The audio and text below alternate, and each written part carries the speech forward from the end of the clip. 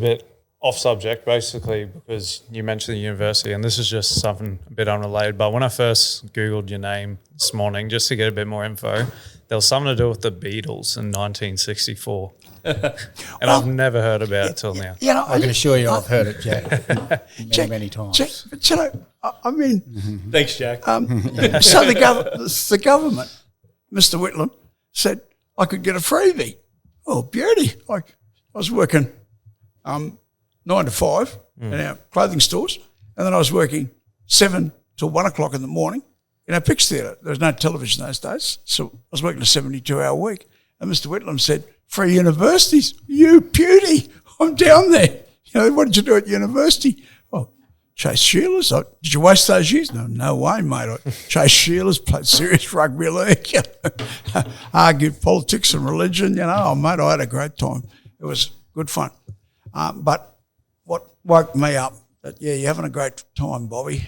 People hate you. And that was what came out in those demonstrations, that people hated, loathed and detested us. And it changed my view. The other thing that changed my view, and Penny Wensley's governor of Queensland, John, Penny and I, she was president of one of the colleges, I was president of one of the colleges. We've always been good friends. And she was the ambassador to China.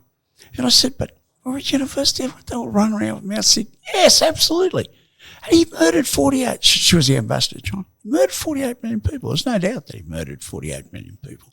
And we run into someone good. So that's how smart they were, you know. I mean, they raised people that should hang their heads in shame. And now they're out there doing the same thing again with Gaza. And forever's going to bonk them on the head and kick their backsides. Onto the Beatles. There's going to be, yeah, right. Did you throw the eggs at them? Look, you know, someone gave you a freebie. That's fantastic. We had a lot of fun, you know. And it's a funny story, but yes, he's heard it a million times. Yeah. But I went on international, you know, 18 I was. I went on international radio and television doing interviews, and I was saying, oh, well, you know, there had to be a pullback, you know, it's Beatlemania, and there had to be an intellectual, you know, standing up on this issue. Well, the truth was, shows I was a good politician, because there was a scintilla of truth in what I said. That it was an intellectual reaction against Beatlemania, scintilla of truth. But the actual story was, my door was kicked open at 2 o'clock in the morning by person was my groomsman, one of my close mates, and he said, get your gear on, we're going to egg the Beatles. And I owned a Beatle motor car, so I stood up. So we're going to have it out. All right, we'll have it out, you know. So I sort of rolled my sleeves up, you know, let's have it out. Not that, you idiot, he said. I said, well, what are you talking about? Love me do. You know I love you. Oh, righto. Why do we want to throw Beatles eggs at them? Well, you got anything better to do between now and milk run? We used to feed milk off to neighbouring colleges at 5 o'clock in the morning. Oh, no, I haven't actually. Well, good. Get your gear on. So anyway, we threw eggs at Beatle. The coppers grabbed me and carried me off, and they both killed themselves laughing, because we were picking up people and throwing them onto the tarmac, you know, lifting, you know, little Beatlemania people, throwing them on the tarmac. And then the coppers were killing themselves laughing, but they had to put us in the paddy wagon, you know, anyway. So they're laughing themselves silly and threw me in the paddy wagon, and then went back because I jumped out of the paddy wagon and went bush. But the funny sequel of the story was that the Beatles said they wanted to meet us alone in their hotel room, and the Beatles come from Liverpool. What's that mean? Liverpool, like Liverpool Kiss, you know, they're tough. Tough! I come from Cloncurry. Tough. What's this? Tough. So Rod Ward is a Catholic priest here now, auxiliary bishop. He was the wildest person. I mean, I've met some wild people in my life, but Wardy definitely was out in front. And he organised for us to meet them.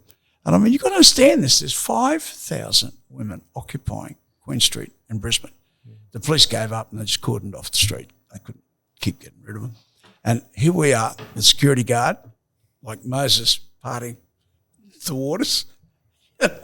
And I had magnificently bombed out at a cabaret in front of about 500 girls. I won't go into full details story.